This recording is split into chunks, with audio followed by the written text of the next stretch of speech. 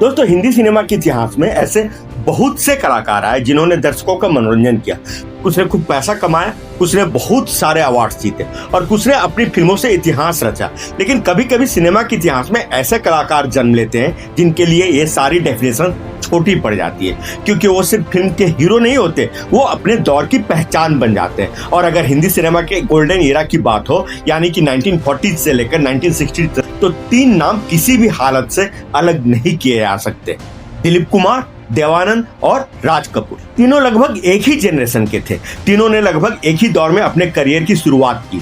तीनों ने अपने अपने तरीके से करोड़ों दर्शकों को प्रभावित किया। लेकिन सबसे इंटरेस्टिंग बात यह है कि इन तीनों ने हीरो की 3 बिल्कुल अलग डेफिनेशंस बनाई थी। दिलीप कुमार ने हीरो को अभिनय की गहराई दी, देवानंद ने हीरो को स्टाइल, यूथ और मॉडर्निटी दी और राज कपूर ने हीरो को आम आदमी का चेहरा बना दिया। इसलिए आज का ये वीडियो किसी ऑर्डिनरी एक्टर के कंपैरिजन जैसा नहीं है। ये कंपैरिजन है हिंदी सिनेमा के 3 पिलर्स की। और आज हम इन तीनों को 4 बेहद कठिन पैरामीटर्स पर आमने सामने रखेंगे। तो चलिए दोस्तों, वीडियो की अब शुरुआत करते हैं।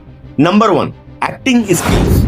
सबसे पहले उस जगह से शुरुआत करते हैं जहां दिलीप कुमार का नाम आते ही बाकी दोनों लीजेंड्स के सामने सबसे बड़ी चुनौती खड़ी हो जाती है, एक्टिंग। दिलीप कुमार को हिंदी सिनेमा में मेथड एक्टिंग को लोकप्रिय बनाने वाले सबसे प्रभावशाली एक्टर्स में गिना जाता है। उनकी एक्टिंग इतनी बड़ी क्यों थी, इसका जवाब उनकी फिल्मों से मिलता है। एक तरफ देवदास, जहां कैरेक्टर की ट्रेजेडी उनके चेहरे पर साफ साफ दिखाई देती है, तो दूसरी तरफ है नया दौर, जहां वही एक्टर एक जमीन से जुड़ा संघर्ष करने वाला आदमी बन जाता है। और फिर इतना ही नहीं, मुगले आजम में वही दिलीप कुमार सलीम के रोल में ऐसे खप जाता है जहां प्रेम, रिबेलियन, रॉयल डिग्निटी और इमोशनल कॉन्फ्लिक्ट सब कुछ उनके चेहरे पर एक साथ दिखाई देने लगते हैं। ये तो हुई उनकी सीरियस एक्टिंग की कुछ बानगी। अब उनकी कुछ लाइट एक्टिंग की भी बानगी देखिए। एक फिल्म आई थी राम और श्याम, जिसमें था एक एक्टर लेकिन 2 बिल्कुल अलग अलग पर्सनैलिटी। एक तरफ डरपोक, दबा हुआ राम और दूसरी तरफ एनर्जेटिक, मिस्चीवियस और फियरलेस श्याम। और यही वो चीज है जो महान एक्टर को सिर्फ स्टार से अलग करती। दिलीप कुमार की सबसे बड़ी ताकत थी कि वो कैरेक्टर को सिर्फ निभाते नहीं थे, बल्कि कैरेक्टर के भीतर तक चले जाते थे। इसलिए दाग, देवदास, मधुमती, गंगा जमुना, कोहिनूर, मुगले आजम और राम और श्याम जैसी फिल्मों को एक साथ रखिए तो आपको एक ही एक्टर के कई अलग अलग चेहरे दिखाई देते हैं और यही उनको भीड़ से बिल्कुल अलग बनाती है। अब बात करते हैं देवानंद की। और यहाँ बहुत से लोग एक गलती करते हैं, वे देवानंद को सिर्फ रोमांटिक हीरो समझते हैं। लेकिन देवानंद को सिर्फ रोमांटिक हीरो कहना उनके करियर को जैसे आधा समझने के बराबर है। उनका एक्टिंग स्टाइल दिलीप कुमार जैसा नहीं था। देवानंद ने एक्टिंग में नेचुरल स्पॉन्टेनिटी और पर्सनैलिटी ड्रिवन परफॉर्मेंस को अपना हथियार बनाया। बात करते समय हल्का सा हेड मूवमेंट, उनकी चाल, उनकी स्माइल, उनकी आंखें और वह एफर्टलेस कॉन्फिडेंस, इन सब ने मिलकर एक ऐसा स्क्रीन पर्सोना बनाया जिसे बाद में पूरा देश इमिटेट करने लगा। लेकिन देवानंद की असली एक्टिंग परीक्षा गाइड में होती है। राजू गाइड कोई सिंपल रोमांटिक हीरो नहीं था। वो आदमी प्यार करता है, गलतियां करता है, लालच में आता है, टूटता है और अंत में प्रायश्चित भी करता है। यानी कैरेक्टर मोरली परफेक्ट नहीं है। और देवानंद ने उस कॉम्प्लेक्सिटी को स्क्रीन पर जिस सहजता से कैरी किया था, वो बस देखने ही लायक थी। फिर बाजी, सीआईडी, काला पानी, ज्वेल थीफ और जॉनी मेरा नाम, हर जगह उनका अप्रोच अलग दिखाई देता है। और यहाँ एक और एक्स्ट्राऑर्डिनरी बात है, देवानंद की एक्टिंग उनकी पर्सनैलिटी से अलग नहीं हुई, बल्कि उन्होंने अपनी पर्सनैलिटी को ही एक्टिंग का एक लैंग्वेज बना दिया। अब बात करते हैं राज कपूर की। तो राज कपूर को सिर्फ एक्टर कह देना शायद उनके साथ सबसे बड़ा अन्याय होगा, क्योंकि वो एक्टर भी थे, डायरेक्टर भी थे, प्रोड्यूसर भी थे और एक कंप्लीट फिल्म मेकर भी थे। दुनिया उन्हें इंडियन सिनेमा के सबसे इन्फ्लुएंशियल फिल्म मेकर्स में से गिनता है। उन्हें greatest showman of Indian cinema और Charlie Chaplin of Indian cinema जैसे टाइटल से भी नवाजा जाता है। लेकिन एक्टर राज कपूर की सबसे बड़ी अचीवमेंट थी, उन्होंने एक आदमी को हीरो बना दी। आवारा का राज हो या फिर श्री 420 का, वह करोड़पति नहीं था, वह पावरफुल भी नहीं था, वह परफेक्ट तो कतई नहीं था, लेकिन वह स्ट्रगल करता था, ठोकर खाता था, कभी गलत रास्ते पर भी जाता, लेकिन उसके भीतर ह्यूमैनिटी थी। और यही कैरेक्टर भारत के लाखों करोड़ों लोगों को अपना लगता था। राज कपूर की परफॉर्मेंस में एक खास इनोसेंस था। कॉमेडी हो तो चेहरे पर दिखाई देती थी, दर्द हो तो आंखों में उतर जाता था। आवारा में उनकी परफॉर्मेंस को टाइम मैगजीन ने 2005 में वर्ल्ड सिनेमा की टॉप 10 ग्रेटेस्ट परफॉर्मेंस में शामिल किया था। अब आप इसी बात से अंदाजा लगाइए कि एक भारतीय एक्टर की परफॉर्मेंस को वर्ल्ड सिनेमा की ग्रेटेस्ट परफॉर्मेंसेस में जगह मिलना कितनी बड़ी बात होगी। तो अब एक्टिंग वाले पैरामीटर का वर्डिक्ट क्या कहता है? तो वो वर्डिक्ट ये कहता है कि अगर प्योर एक्टिंग डेप्थ और कैरेक्टर ट्रांसफॉर्मेशन की बात करें तो दिलीप कुमार इसमें नंबर 1 है, और अगर नेचुरल चार्म, स्पॉन्टेनिटी और स्क्रीन पर्सनैलिटी की बात करें तो इसमें देवानंद का कोई मुकाबला नहीं। लेकिन आम जनता की यूनिवर्सल एक्टिंग और विजुअल स्टोरी टेलिंग की बात करें तो इसमें राज कपूर की कोई सानी नहीं थी। लेकिन अगर सिर्फ और सिर्फ प्योर एक्टिंग क्राफ्ट की बात हो तो फिर इसमें दिलीप कुमार को हल्की बढ़त मिल जाती है। Number 2, box office records. अब आते हैं उस पैरामीटर पर जहां इमोशंस नहीं बल्कि नंबर्स बोलते हैं। लेकिन यहां एक बात समझना बेहद जरूरी है। 1940s, 50 और 60s के एरा में बॉक्स ऑफिस रिकॉर्ड्स आज की तरह स्टैंडर्डाइज नहीं थे, इसलिए पुराने दौर की फिल्मों को कंपेयर करते समय वर्डिक्ट, हाईएस्ट ग्रॉसर रिकॉर्ड्स और अवेलेबल ट्रेड क्लासिफिकेशंस ज्यादा महत्वपूर्ण हो जाते हैं। ट्रेड मैगजीन्स के अनुसार दिलीप कुमार ने कम फिल्में की लेकिन उनका स्ट्राइक रेट एक्स्ट्रा ऑर्डिनरी रहा। इंटरनेट पर उपलब्ध जानकारी के मुताबिक दिलीप कुमार ने कुल 56 फिल्मों में काम किया था, जिनमें से 39 फिल्में सफल रही थी, यानी कि बॉक्स ऑफिस पर उनका स्ट्राइक रेट 69.64% था। और इससे भी ज्यादा चौंकाने वाली बात यह है कि उनकी इस शानदार सक्सेस रेशियो में बड़ी हिट फिल्मों की संख्या कहीं बहुत ज्यादा है। इनमें 3 फिल्में ऑल टाइम ब्लॉकबस्टर थी। उन फिल्मों के नाम है मुगले आजम, गंगा जमुना और क्रांति। और इतना ही नहीं, उन्होंने 9 ब्लॉकबस्टर फिल्में भी दी और 8 सुपरहिट फिल्म थी। अब जरा इस बात को महसूस कीजिए, दिलीप कुमार ने करियर में सिर्फ 56 फिल्में की, लेकिन उन फिल्मों में से 39 सक्सेसफुल फिल्में थी, और उनकी कई फिल्मों ने तो अपने समय के पूरे इंडियन बॉक्स ऑफिस को डोमिनेट भी किया था। और यही वजह है कि दिलीप कुमार का बॉक्स ऑफिस रिकॉर्ड उनके लिमिटेड फिल्मोग्राफी के बावजूद भी एक्स्ट्रा ऑर्डिनरी दिखाई देता है। अब बात करते हैं राज कपूर। तो बॉक्स ऑफिस इंडिया रिकॉर्ड्स के मुताबिक राज कपूर की फिल्मोग्राफी में भी सिर्फ 60 फिल्में ही दर्ज हैं, लेकिन यहाँ पिक्चर अलग है। उनका सक्सेस रेशियो 46.67% था और सक्सेस काउंट 28 आउट ऑफ 60। लेकिन अब केवल परसेंटेज देखकर राज कपूर को कमजोर समझना बहुत बड़ी गलती होगी, क्योंकि उनकी बड़ी फिल्मों का स्केल देखिए। बरसात सुपर ब्लॉकबस्टर, अंदाज ब्लॉकबस्टर, आवारा super blockbuster, Shri 420 super blockbuster, अनारी ब्लॉकबस्टर और संगम ऑल टाइम ब्लॉकबस्टर। और इतना ही नहीं, उनका डोमेस्टिक बॉक्स ऑफिस सिर्फ भारत तक ही सीमित नहीं था। उनकी फिल्मों ने Soviet union, Asia, middle east, Africa और दूसरे इंटरनेशनल मार्केट्स में एक्स्ट्रा ऑर्डिनरी पॉपुलैरिटी हासिल की।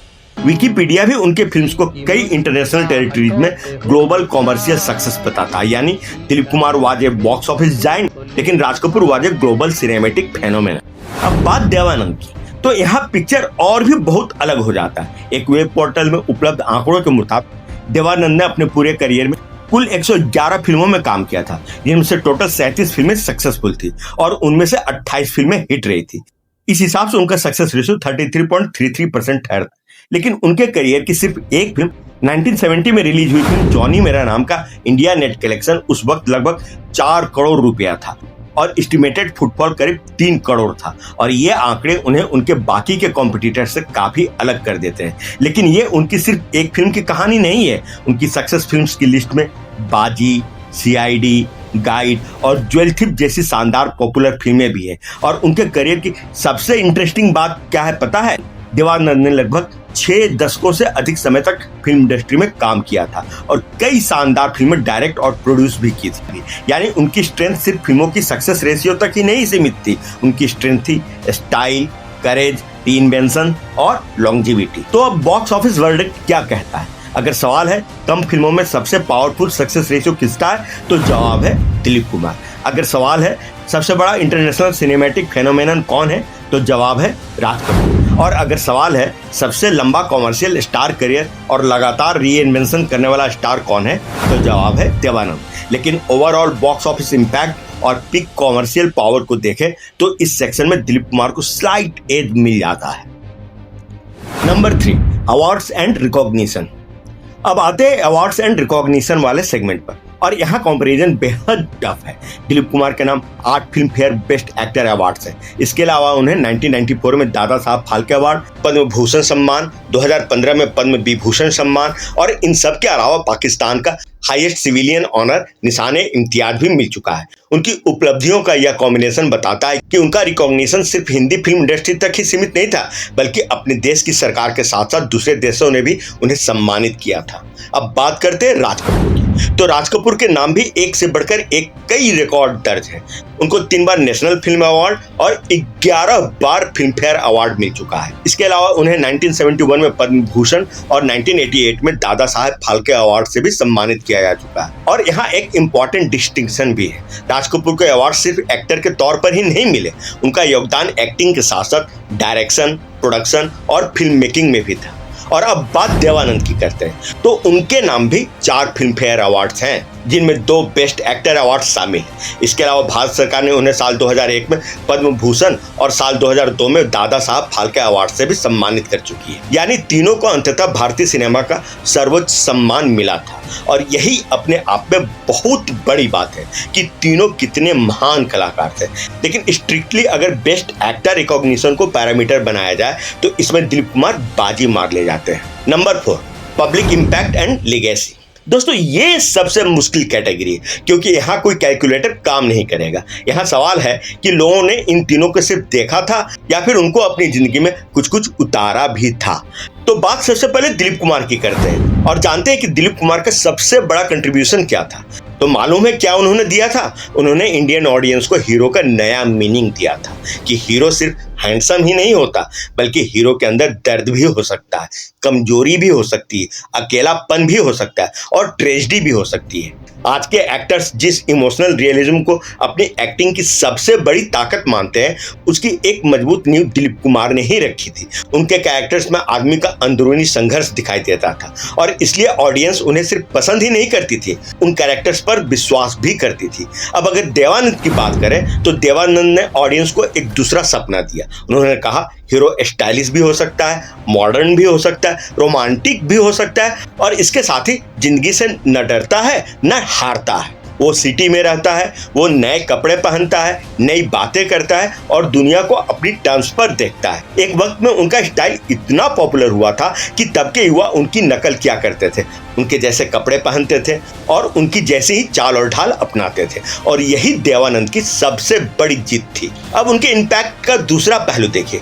देवानंद ने अपनी प्रोडक्शन हाउस नवकेतन बैनर के जरिए कई प्रतिभाओं को मौका भी दिया। उन्होंने शत्रुघ्न सिन्हा, जैकी श्रॉफ, तब्बू और जरीना वहाब जैसे सक्सेसफुल कलाकारों को पहली बार फिल्म इंडस्ट्री में ब्रेक दिया था। यानी कि उन्होंने सिर्फ अपना करियर ही नहीं बनाया, बल्कि उन्होंने दूसरे के करियर भी बनाए और यही बात उन्हें दूसरों से अलग बनाती है। और अब बात राज कपूर की, तो राज कपूर का इम्पैक्ट और लेगेसी एक अलग ही लेवल की है। वो अनमैचेबल है, वो अनपैरेलल है। उनकी फिल्मोग्राफी में एक से बढ़कर एक नगीने भरे पड़े हुए हैं। उनकी कला की क्षमता, उनकी प्रतिभा सब नेक्स्ट लेवल की थी। वे भारतीय जनमानस के सबसे बड़े तो नहीं, लेकिन सबसे अच्छे चित्रकारों में से एक थे। वो सिर्फ एक एक्टर ही नहीं थे, वे एक कंप्लीट फिल्म मेकर थे। उनकी एक्टिंग, डायरेक्शन, संगीत की समझ, समाज की कड़वी सच्चाई की परख सब आला दर्जे की थी। इसलिए आवारा, श्री 420, बुट पॉलिश, जिस देश में गंगा बहती है, ये सिर्फ फिल्में ही नहीं थी, बल्कि उस दौर के भारतीय समाज की आईना भी थी।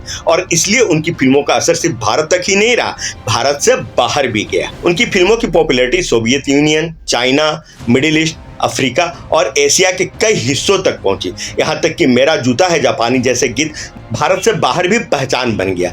यानी राज कपूर ने हिंदी सिनेमा को सिर्फ विदेशी फलक तक ही नहीं पहुंचाया, उन्होंने भारत की सभ्यता और संस्कृति को भी दुनिया के सामने रखा। और ये कोई मामूली उपलब्धि नहीं है। और इन चारों पैरामीटर्स के बाद तस्वीर क्या बनती है, निष्कर्ष क्या निकलता है? तो निष्कर्ष यही निकलता है कि अगर सिर्फ एक्टिंग की बात की जाए तो इसके क्लियर विनर है दिलीप कुमार, क्योंकि इमोशनल डेप्थ, कैरेक्टर ट्रांसफॉर्मेशन और एक्टिंग क्राफ्ट में उनकी कोई सानी नहीं थी। और अब अगर बॉक्स ऑफिस रिकॉर्ड्स की बात की जाए तो यहाँ पर भी क्लियर विनर है दिलीप कुमार। उनका 69.64% सक्सेस रेशियो कोई मामूली बात नहीं है। ये वो फिगर है जिसे आज भी बड़े से बड़ा स्टार मैच नहीं कर पाया है। सिर्फ 56 फिल्मों में से 39 फिल्में सक्सेसफुल दे देना कोई हंसी ठट्टा का खेल नहीं है। और अब अगर बात अवार्ड्स और रिकॉग्निशन की करें, यहाँ पर भी दिलीप कुमार बाजी मार ले जाते हैं। 8 film fair best actor award अपने आप में बहुत बड़ा स्टेटमेंट है। हालांकि राज कपूर का 3 नेशनल अवार्ड्स और 11 फिल्म फेयर अवार्ड्स का ओवरऑल रिकॉर्ड भी फेनोमेनल है। लेकिन अगर बात करें पब्लिक इम्पैक्ट और लेगेसी की, तो यहाँ पर किसी एक को विनर कहना बिल्कुल ही नाइंसाफी होगी, क्योंकि अगर दिलीप कुमार ने भारतीय एक्टर को बदला तो देवानंद ने स्टार को बदला, लेकिन राज कपूर ने इंडियन सिनेमा की आइडेंटिटी को ही एक बड़े स्केल पर बदल कर रख दिया था। तो फिर मुख्य सवाल वही है कि इन तीनों में सबसे बड़ा एक्टर कौन है। तो अगर सवाल हो कि सबसे बड़ा शोमैन कौन है, तो जवाब होगा राज कपूर। अगर सवाल हो कि सबसे बड़ा एवरग्रीन स्टार कौन है, तो जवाब होगा देवानंद। और अगर सवाल हो कि सबसे कंप्लीट और प्रभावशाली एक्टर कौन है, तो जवाब होगा दिलीप कुमार। लेकिन अगर सवाल बिल्कुल साफ हो, यानी कि दिलीप कुमार वर्सेस देवानंद वर्सेस राज कपूर, इन तीनों में सबसे बड़ा लीजेंड कौन है, तो चारों पैरामीटर्स को एक साथ रखने के बाद मेरी रैंकिंग होगी नंबर 1 दिलीप कुमार, नंबर 2 राज कपूर और नंबर 3 देवानंद। लेकिन ध्यान रखिए, यह रैंकिंग महानता की है, लोकप्रियता की नहीं, क्योंकि देवानंद को तीसरे स्थान पर रखने का मतलब ये बिल्कुल नहीं है कि वो राज कपूर या फिर दिलीप कुमार से कम लोकप्रिय थे। वास्तव में देवानंद की लोकप्रियता ऐसी थी कि आज के समय में वो इमेजिन करना भी मुश्किल है। इन तीनों की तुलना करते समय एक सबसे बड़ा सच यही सामने आता है कि ये तीनों एक दूसरे के कॉम्पिटिटर्स कम और हिंदी सिनेमा की महानता के 3 अलग अलग स्तंभ ज्यादा थे।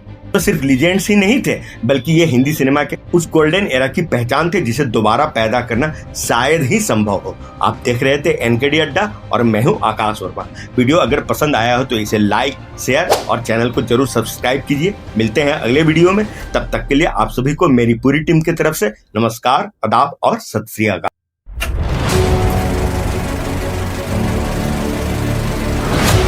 आप देख रहे हैं एनकेडी अड्डा, दिल से फिल्मी।